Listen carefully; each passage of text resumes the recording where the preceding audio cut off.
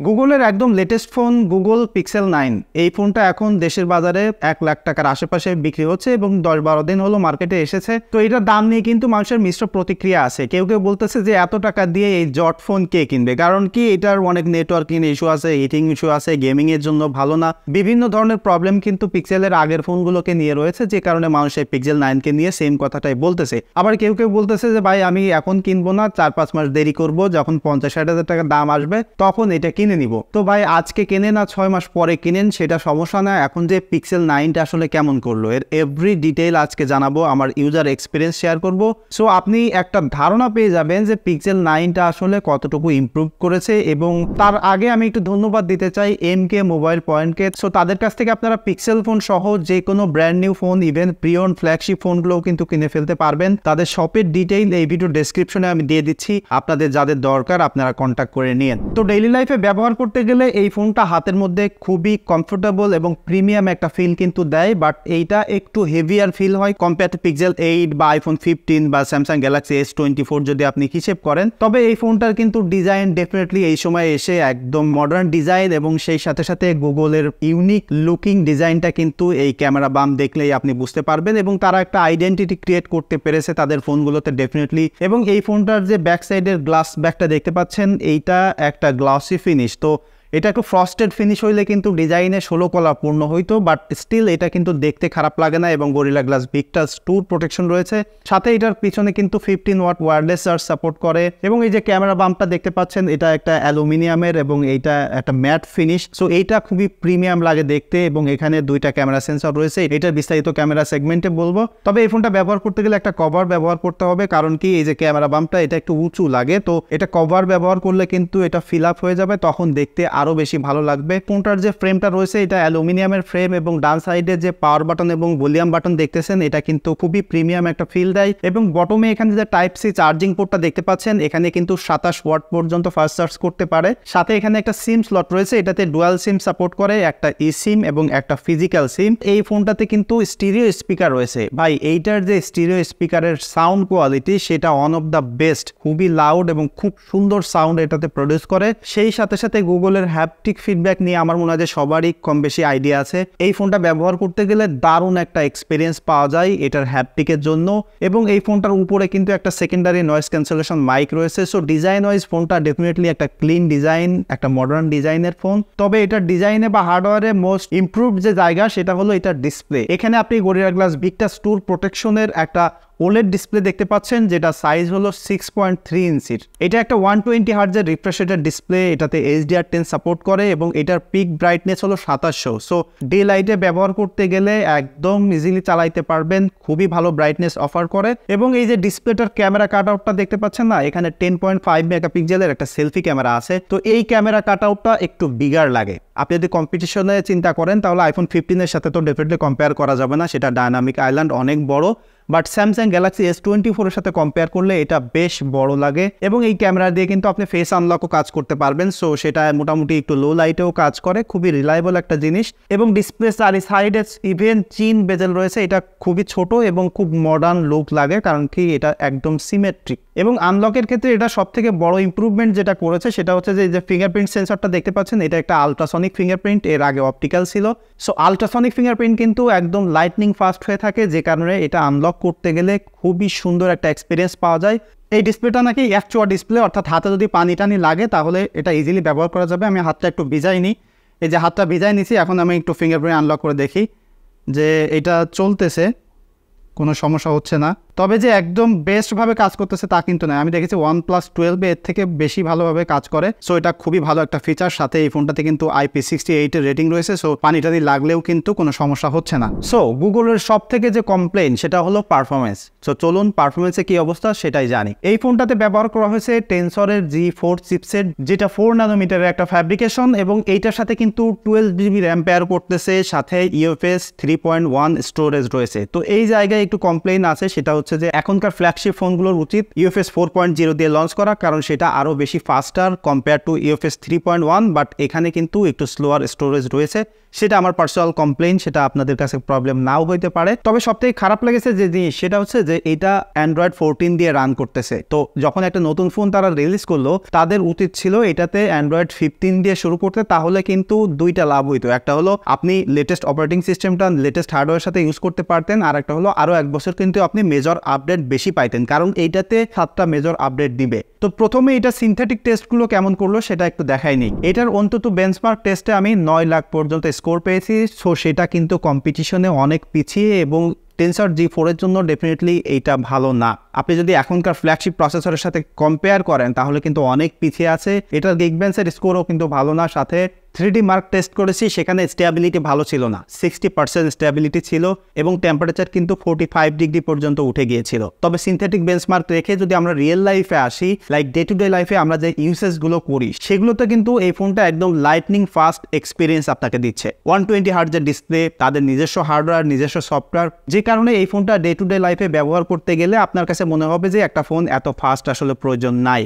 তবে প্রসেসরের অকাত আপনি তখনই দেখতে পারবেন যখন এটাকে আপনি গেমিংয়ের দিকে পুশ করবেন, কারণ আমি এটা পাবজি টেস্ট করে দেখেছি, স্মুথ এক্সট্রিম এবং HDR এক্সট্রিম পর্যন্ত খেলা যায়, তবে সেটা একদম লং টাইম ধরে ভালো খেলা যায় না। এবং যদি কম্পিটিশনে অন্যান্য ফোনগুলো দেখেন লাইক S24 সিরিজ বা 15 সিরিজ, তাহলে দেখবেন সেখানে 120 FPS পর্যন্ত কিন্তু আপনি ইজিলি খেলতে পারবেন। সো এইটা কিন্তু সেই দিক থেকে অনেক পিছিয়ে আছে। এটাতে জেনশন ইম্প্যাক্ট খেলেছি, কম্ব্যাট 5 খেলেছি, সো এইটার গেমিং এক্সপিরিয়েন্স কিন্তু ভালো ছিল না, প্রিটি অ্যাভারেজ। সো যারা অকেশনালি গেমিং করতে চান তারাই কিন্তু এই ফোনটা কিনবেন। এবং ডেফিনেটলি গুগল কিন্তু কখনো গেমিং ফোন ছিল না, এবং এখনও 2024 সালে এসে পিক্সেল 9-এও কিন্তু তারা সেই পারফরমেন্সটা অ্যাকোয়ার করতে পারেনি। সো ডেফিনেটলি এটা এখনও গেমিং সেন্ট্রিক ফোন নয়। এবং আমার কাছে ব্যবহার করতে যে মনে হলো যে এটা এখনও বেটা মোডের টাইপে চলতেছে, লাইক এইটা Android 14 চলতেছে। 15 আসলে আমার মনে হয় যে পারফরমেন্স সেগমেন্টে আমরা অনেক ইম্প্রুভমেন্ট দেখতে পারবো। তবে স্টিল গেমিংয়ের জন্য বেস্ট পারফরমেন্স পেতে গেলে আমার মনে হয় যে 2025 সাল অ্যাটলিস্ট আমাদেরকে অপেক্ষা করতে হবে, কারণ কি 25 সাল পর্যন্ত তাদের এই চিপসেট কিন্তু স্যামসাং বানাবে। সো 25 সালের পরে তারা যদি কোয়ালকমে শিফট হয় বা নিজেদের প্রসেসর বানায়, তখনই হয়তো বা এইটার পারফরমেন্সের জায়গায় 16 কলা পূর্ণ করতে পারবে।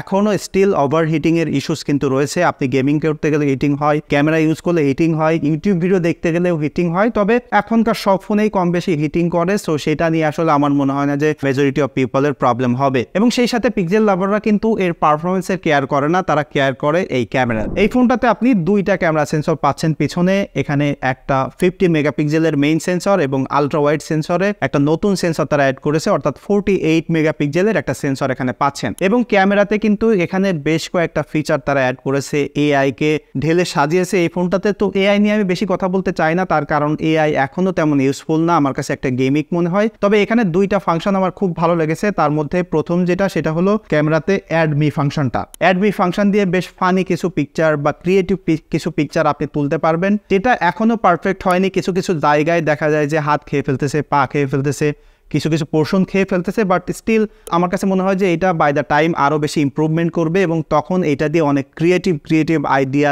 নিয়ে পিকচার তোলা যাবে। সো এটা অ্যাডমি ফিচারটা খুবই দারুণ একটা জিনিস, যেটা আমার পার্সোনালি ভালো লেগেছে। আর একটা হলো পিক্সেল স্টুডিও, অর্থাৎ সেটা দিয়ে জেনারেটিভ AI পিকচার আপনি বানাইতে পারবেন। সেটা খুব বেশি আসলে ইউজফুল না, বাট মেইনলি আমার যেটা ভালো লেগেছে ম্যাজিক ইরেজার বা ম্যাজিক রিইমেজিনেশন। সেটা যখন আপনি একটা পিকচার ওপেন করবেন, সেই পিকচারটা এখানে আমি আপনাদেরকে দেখাই দেই। ফটোটা আমি ওপেন করছি, এডিটিংয়ে গেলাম, তো এখানে ক্লিক করার পরে ফটোটা এই যে আসলো। আসার পরে আমি এই যে স্কাইটা এখন একটু সার্কেল দিয়ে সিলেক্ট করলাম, দেখেন স্কাইটা সিলেক্ট হয়ে গেছে। আমি এখানে রিইমেজিনে ক্লিক করলে আমি এখানে চাচ্ছি একটু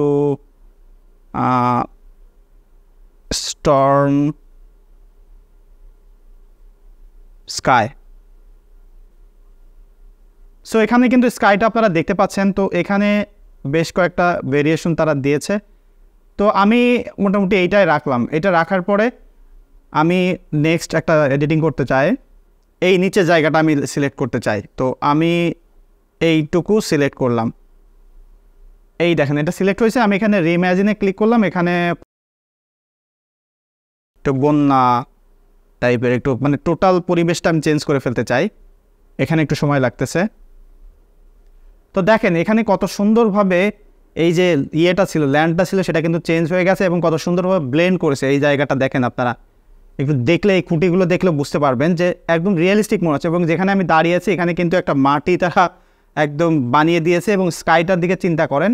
এবং আমি যদি আফটার বিফোরটা দেখাই, দেখেন কত সুন্দরভাবে এটা চেঞ্জ করে দিয়েছে এবং স্কাইটা দেখলেও আপনারা বুঝতে পারবেন। সো ওভারঅল আপনারা একটা মানে ধারণা কিন্তু পেয়ে গেলেন যে কীভাবে ম্যাজিক এডিটিং দিয়ে কিন্তু সুন্দর সুন্দর ফটো ক্রিয়েট করা সম্ভব হয়। তো এই ম্যানিপুলেশন এডিটিংটা আমার কাছে খুবই ভালো লেগেছে। তো এবার আসি যে ক্যামেরা স্যাম্পল নিয়ে বা ক্যামেরার ফটোগ্রাফিতে কী কী ইম্প্রুভমেন্ট হলো। দেখেন এইটার যে ফটোগ্রাফির এক্সপিরিয়েন্স আপনি আউট অফ দ্য বক্স পাচ্ছেন সেটা একদম আপাত দৃষ্টিতে খুবই ভালো, লাইক খুবই ভালো ডাইনামিক রেঞ্জ ক্যাপচার করতে পারে, খুবই ভালো ওয়েল এক্সপোজড ফটো আপনাকে দিতে পারে এবং নাইট মোডে দেখা যায় যে খুব ফাস্ট শাটারে ছবি তুলতে পারে। তো এই ফোনটা যখন আপনি ইন্ডিভিজুয়ালি ব্যবহার করবেন ডেফিনেটলি এটার পিকচার কোয়ালিটি আপনার ভালো লাগবে, নাইট মোডেও খুবই ভালো ছবি তুলতে পারে পিক্সেল, সেটা আমার মনে হয় যে সবাই কম বেশি জানেন। তবে যদি আপনি কম্পিটিশনে অন্যান্য ফোনের সাথে কম্পেয়ার করেন লাইক S24 বা আপনি যদি iPhone 15 এর সাথে কম্পেয়ার করেন তাহলে এইটার যে আলট্রা ওয়াইড সেন্সর আছে সেটা ভালো ডাইনামিক রেঞ্জ ক্যাপচার করতে পারে না, ইভেন মেইন সেন্সরও। আপনারা এই দোকানের ব্যানারটা দেখেন, এখানে যে লাইট রয়েছে এইটা কিন্তু একদম প্রপারলি ব্যালেন্সড এক্সপোজার মেনটেন করতে পারেনি। তবে এটা কিন্তু S24 সিরিজে বা iPhone 15 যদি দেখবেন সেখানে কিন্তু ভালোভাবে এটা এক্সপোজ করতে পারে। সো এখানে একটু দুর্বলতা রয়েছে এবং আমার কাছে যেটা মনে হলো যে এটার আলট্রা ওয়াইড সেন্সরটাই একটু দুর্বলতা রয়েছে, এটার ডিটেইল আসলে অতটা ভালো থাকে না। এটা খাতা কলমে 48 মেগাপিক্সেল সেন্সর হয়েছে গতবারের 12 মেগাপিক্সেলের থেকেও, বাট এটা খাতা কলমে বাড়লেও রিয়েল লাইফে ওরকম ডিটেইল এটা প্রোভাইড করে না। সো আমার কাছে মনে হয় যে এটা বাই দ্য টাইম সফটওয়্যার আপডেটের মাধ্যমে আরও অনেক ঠিক হয়ে যাবে এবং তখন আরও ভালো ফটোগ্রাফির এক্সপিরিয়েন্স পাবেন। কারণ কি পিক্সেলের ফোনগুলো কিন্তু সময়ের সাথে সাথে বেটার হতে থাকে, লাইক লঞ্চ হয়ে যাওয়ার 1 বছর পরে এটা আরও ভালো এক্সপিরিয়েন্স দেয়। তো সেটা পিকচারের যেসব ছোটো ছোটো দুর্বলতাগুলো আছে সেগুলো আস্তে আস্তে ঠিক হয়ে যাবে। বাট এইটার 2টা ক্যামেরা সেন্সর দিয়ে আপনি 3টা ফোকাল লেন্থে আপনি ডিফল্ট ছবি তুলতে পারতেছেন, অর্থাৎ 0.5x, 1x এবং 2x। এই ছবিগুলো যে কোনো সময় যে কোনো কারোর কাছে ভালো লাগবে আপাত দৃষ্টিতে দেখতে। এবং পিক্সেলের যে ক্যামেরা স্টাইল একটু কন্ট্রাস্টে ছবি তুলে কালারটা স্কাই কালারটা একটু বুস্ট করে এবং আই প্লিজিং থাকে, সেটা আমার মনে হয় যে সবাই কম বেশি জানেন। এবং এইটা আমার মনে হয় যে পিক্সেলের লাভার যারা আছে তারা এই পিকচার স্টাইলটাকেই পছন্দ করে। সো সেই হিসেবে এটার পিকচার স্টাইল খুবই ভালো। তবে পিক্সেল 8 থেকে যে 9 এসে ড্রাস্টিক্যালি ইম্প্রুভমেন্ট করেছে তা কিন্তু নয়। তবে একটা জায়গায় ইম্প্রুভমেন্ট করেছে, সেটা হচ্ছে যে এটার ফটো প্রসেসিংটা আরও একটু বেটার করেছে। এছাড়া এটার পোর্ট্রেটের ক্ষেত্রে কিন্তু বেশ ইম্প্রুভমেন্ট আমি দেখেছি। কারণ কি এটাতে আপনি ডিফল্ট 1x, 2x ছবি তুলতে পারবেন, সাথে 3x-এও আপনি পোর্ট্রেট তুলতে পারতেছেন জুম করে। তবে এর আগে পিক্সেল 7 পর্যন্ত 2x এর ছবি কিন্তু ভালো হইতো না, সেটা পিক্সেল 8-এ এসে 2x এর ছবিগুলোর ভালো ডিটেইল ফিরিয়ে আনতে পেরেছে এবং পিক্সেল 9-এ এসে তারা 3x-এও খুবই ভালো ডিটেইল দিচ্ছে, যে কারণে এটার পোর্ট্রেটের এক্সপিরিয়েন্স ভালো হয়েছে। যদিও এখানে টেলিফটো লেন্স নাই, বাট স্টিল আপনার এটার ফটো কোয়ালিটি ভালো লাগবে। যে কোনো কন্ডিশনে পোর্ট্রেট তুলতে গেলে এটা আপনার মজা লাগবে। তবে এজ ডিটেকশন যে একদম বেস্ট লেভেলের তা কিন্তু নাই। এটার এজ ডিটেকশন কাইন্ড অফ বিভিন্ন সফটওয়্যার দিয়ে যখন আমরা একটা সাবজেক্টকে সিলেক্ট করে কাট আউট করে ব্যাকগ্রাউন্ড ব্লার করি সেই টাইপের। আপনি যদি কম্পেয়ার করেন একদম অন্যান্য ফ্ল্যাগশিপ ফোনের সাথে তাহলে এটার এজ ডিটেকশন অতটা ন্যাচারাল না। তবে এইটার যে এজ ডিটেকশন আছে বা পোর্ট্রেটের কোয়ালিটি আছে সেটা মেজরিটি অফ দ্য পিপল পছন্দ করবে এবং সোশ্যাল মিডিয়াতে আপলোড দিলে ওইসব ছোটো ছোটো ব্যাপারগুলো অতটা নোটিস করবে না, যে কারণে এটার পোর্ট্রেট ডেফিনেটলি আপনার ভালো লাগবে এবং এই ফোনটা পোর্ট্রেটের জন্য ডেফিনেটলি একটা বেস্ট চয়েস হতে পারে। এবং এইটার যদি সেলফি ক্যামেরার কথা বলি, দেখেন এইটার সেলফি ক্যামেরাতে আপনি খুব ভালো একটা ওয়াইড ফোকাল লেন্থ পাচ্ছেন, 10.5 মেগাপিক্সেল একটা সেন্সর, খুবই ভালো সেলফি আপনি পাবেন, সেটা লো লাইট হোক, কন্ট্রাস্টি লাইট হোক এবং যে কোনো সিনারিওতে। তবে এখানে একটা জিনিস ভালো ইম্প্রুভমেন্ট আমি দেখেছি। এর আগে পিক্সেলের ফোনের যে প্রবলেম ছিল সেটা হচ্ছে হাই ডাইনামিক রেঞ্জ সিচুয়েশনে গেলে ফেসটাকে একটু ডার্ক করে ফেলতো, যেটা আমি সবাইকেই বলতাম যে পিক্সেল ফোন কিনতে গেলে এটা মাথায় রাখবেন। সেই জিনিসটা কিন্তু এখানে ভালো ইম্প্রুভমেন্ট করেছে। সো ফটোগ্রাফিক্স জায়গায় কিন্তু এই কন্ট্রাস্টি লাইটের জায়গায় খুবই ভালো ইম্প্রুভমেন্ট করেছে। সো পিক্সেলের ক্যামেরাতে যে মেইন একটা প্রবলেম ছিল সেটা কিন্তু খুবই ভালো হয়েছে। সো ওভারঅল এটার পিকচার কোয়ালিটি ভালো লাগবে, যে কারণে ফাইনাল সামারাইজ যদি করতে চাই এটার ফটো প্রসেসিং বা ফটোগ্রাফির এক্সপিরিয়েন্স, ওভারঅল পিক্সেলের যে স্টাইল, পিক্সেলের যে ক্যামেরার প্রসেসিং সেটা সবারই ভালো লাগবে এবং ডেফিনেটলি পিক্সেল 9-এ এসে একটু ইম্প্রুভমেন্ট হয়েছে। তবে পিক্সেল 8 থেকে যে হিউজ একটা ইম্প্রুভমেন্ট বা বাম্প আপ পাবেন সেটা কিন্তু নয়। তো চলুন এবার এটার ভিডিও কোয়ালিটি কেমন হয়েছে। এইটা হলো ফোনটার video camera sample. Ultra wide sensor এখানে দেখতে পাচ্ছেন। এই ফোনটা দিয়ে সর্বোচ্চ আপনি 4K 60 ফ্রেম পর্যন্ত শ্যুট করতে পারবেন। তবে এই যে আলট্রা ওয়াইডের সেন্সরের যে ফোকাল লেন্থটা দেখতে পাচ্ছেন এটা কিন্তু খুবই ওয়াইড আছে। তবে আমি একটা জিনিস নোটিস করলাম, সেটা হচ্ছে যে এই ফোনটার আমি এর আগে ভিডিও করে স্যাম্পলগুলো কম্পিউটারে নিয়ে দেখেছি ভালোভাবে, সেটা হচ্ছে যে শ্যাডো এরিয়াতে এই আলট্রা ওয়াইডে অনেক নয়েজ আসে, সেটা যদি দিনের বেলায়ও তোলেন। তবে মোবাইলে দেখলে এটা আপনারা আসলে নোটিস করতে পারবেন না। এবং কম্পিউটারে নিয়ে জুম করে দেখলে বা কম্পিউটারে নর্মালি দেখলেও এটা ভালোভাবে বোঝা যায়। তো সেই হিসেবে আমার কাছে যেটা মনে হলো যে এটা আলট্রা ওয়াইড সেন্সরটা এখন আসলে অপটিমাইজ হতে পারেনি বা সামহাও তারা কোনো একটা ল্যাকিংস তাদের রয়েছে, এবং আই বিলিভ যে এই জিনিসটা আসলে থাকবে না, কারণ এর আগে পিক্সেল ফোনগুলোতে এরকম প্রবলেম আমি দেখিনি। সো এটাতেও আসলে হোপফুলি সলভ করে ফেলতে পারবে সফটওয়্যার আপডেটের মাধ্যমে। এবং এখানে যদি আমি মেইন সেন্সরে শিফট করে আপনাদেরকে দেখাই, এখানে খুবই ভালো একটা যে ব্যাপার সেটা হচ্ছে যে দেখেন লেন্স শিফটিংটা খুবই সুন্দর হয়েছে। দেখেন কত সুন্দর ট্রানজিশন, অ্যাপেলের মতো কাইন্ড অফ। এর আগে একদম স্মুথ এরকম ছিল না, বাট এখন কিন্তু যথেষ্ট ইমপ্রুভ হয়েছে। এবং যে মেইন সেন্সরটা এখানে দেখতে পাচ্ছেন এটা কিন্তু ডিজিটালি 2x জুম করা যায়। দেখেন এখানে খুব টাইট একটা ফোকাল লেন্থ পাচ্ছেন। সো এখানে টেলিফটো লেন্স না থাকলেও কিন্তু সেই মিসিংটা আপনার কাছে মনে হচ্ছে না। এবং যে ভিডিও কোয়ালিটি এটাতে আছে সেটা হোপফুলি একটা আইডিয়া আপনারা পাবেন। সাথে স্টেবিলিটি কেমন সেটা একটু দেখে নেন, এবং এটার সিনেম্যাটিক মুডের ভিডিও স্যাম্পল আমি দিয়ে দিচ্ছি, সেটাও দেখেন, তাহলে আরও ভালো একটা আইডিয়া কিন্তু আপনারা পেয়ে যাবেন। 2024-25 সালে এসে কোনো কোম্পানি তাদের ফ্ল্যাগশিপ ফোন রিলিজ করবে এবং সেখানে 4K সিনেম্যাটিক মুডের ভিডিও আপনি করতে পারবেন না, সেটা শুধুমাত্র আমার মনে হয় যে গুগলকে দিয়েই সম্ভব। কারণ দেখেন স্যামসাং এবং অ্যাপেল কিন্তু তারা আরও 2 জেনারেশন আগে থেকেই সিনেম্যাটিক মুডের ভিডিও 4K-তে করার ক্যাপাবিলিটি দিয়েছে, বাট এখানে অনলি ফুল এইচডিতে ভিডিও করতে পারতেছেন। এবং এইটার যে এজ ডিটেকশনও এখন ইন্ডাস্ট্রি লিডিং বা বেস্ট কোয়ালিটির তা কিন্তু নাই। আপনারা মোবাইলে দেখে হয়তো ভালোভাবে বুঝতে পারতেছেন না, বাট ভাই এটার কিন্তু এজ ডিটেকশন স্টিল খারাপ আছে। এখানে খুব রাফ এজ ডিটেকশন, মাঝে মাঝে বোঝাই যায় যে এটা আর্টিফিশিয়ালি ব্লার করা, মাঝে মাঝে এজ ছেড়েও দেয়। সো এটা সিনেম্যাটিক মুডের ভিডিও মোটামুটি আপনি একটা ফ্ল্যাগশিপ ফোনের থেকে এইরকম সময় এসে যেমন এক্সপেক্ট করবেন সেটা কিন্তু এখানে পাচ্ছেন না। এর আগে আমি পিক্সেল 8 ব্যবহার করেছি, সেখানে যেমন ভিডিও ছিল এখানেও লিটারেলি সেম জিনিস, আমি কোনো তফাৎ দেখতে পারতেছি না। মানে খুব বেশি যে ইমপ্রুভমেন্ট হয়েছে সেটা কিন্তু নয়। এইটা 2024 সাল, অলমোস্ট 25 সালের কাছাকাছি আমরা এসে গেছি, এবং এখনও কিন্তু এই ফোনটা দিয়ে আপনি সেলফি ক্যামেরাতে ব্লার বা সিনেম্যাটিক মুডের ভিডিও করতে পারবেন না, অর্থাৎ ব্যাকগ্রাউন্ড কিন্তু ব্লার হবে না। এবং এইটা আপনি সর্বোচ্চ চাইলে 4K 60 ফ্রেম পর্যন্ত শ্যুট করতে পারবেন। তবে এখানে কিন্তু অডিও ইনহ্যান্স বা অডিওকে আরও সুন্দরভাবে ক্যাপচার করতে পারবে সেরকম একটা ফিচার আছে, এবং সেটা পেতে হলে আপনাকে 4K 30 ফ্রেমে শ্যুট করতে হবে। তো এখন আমি 4K 30 ফ্রেমেই শ্যুট করতেছি। এখানে স্টেবিলিটি কেমন, ফোকাল লেন্থ কেমন, আমার পিছনে একটু স্কাই এখানে দিয়ে দেই, ডাইনামিক রেঞ্জ কেমন ক্যাপচার করতে পারে। আমি যদি একটু সানলাইট আমার পিছনে দিয়ে দিই, এখানে একটা আইডিয়া পেয়ে যাবেন। আমি স্ক্রিনে এখানে ভালো দেখতে পাচ্ছি না, তবে এখানে যে ভিডিও কোয়ালিটি আছে আপনি যদি একটু জুম হয় যায় একটা আইডিয়া আপনারা সকল ভিডিও দেখে বুঝে ফেললেন যে পিক্সেল 9 এই মুহূর্তে এসে আসলে কেমন ভিডিওগ্রাফির এক্সপিরিয়েন্স আপনাকে দিবে।